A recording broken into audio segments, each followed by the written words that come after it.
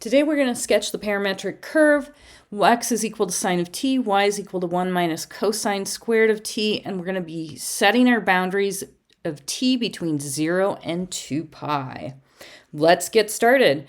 Okay, when we have something like this, one of the things we want to do is kind of combine the two equations, see if we can get an idea of what's going on here. One of the things that we will remember is that sine squared of t plus cosine squared of t is equal to 1. And this is a nice little thing to keep in mind. And this is one of the few equations that is really good to know and super useful all the time in calculus. And if you like tips like this, subscribe.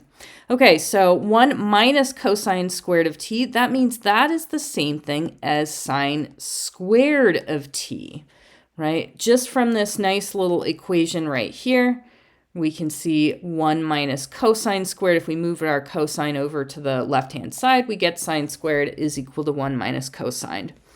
So our y is equal to sine squared of t. In other words, when we put these two equations together, we end up with y is equal to x squared.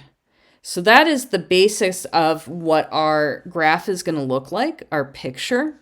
Let's get up some x and y axes on this. And we want that there. Y. We want to figure out now, we know what x squared looks like as a graph. We know it kind of looks like this, and I'm going to do this as a dash because we're not sure how much of this we're looking at. So this is y is equal to x squared.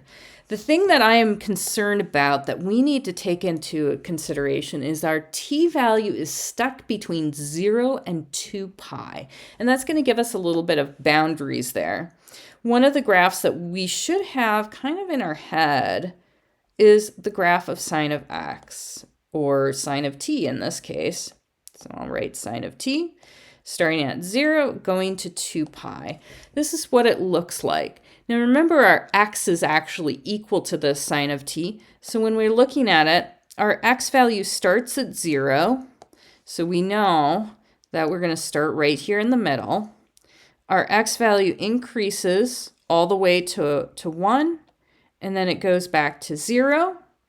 And if we go to our graph over here at 1, our graph is going to rock all the way up there. It's going to go in this direction, and it's going to stop at 1. And then it's going to rock back. So right here at the middle, we have t is equal to 0. I'm going to add in one more thing here. Here's pi, and here's pi over 2. We can always chop up our graph. So at pi over 2 for t, we are going to be at 1. So t is equal to pi over 2. We are all the way up there. When we hit t is equal to pi, we're going to be back down right at the middle, at the center of our graph. And then as we follow this along, we can see that we go all the way to -1. So we then rock back this way and then back to the center. And here's -1. So this end is t is equal to 3 pi over 2. So what we see in our graph is we start on the center, we rock up, and then we rock back, and then we go back to the center. So our graph does a nice little rocking motion here, and that is what it looks like when we have our parametric equations, and we've identified all of the information that we need to understand how this graph looks. Thank you so much for listening.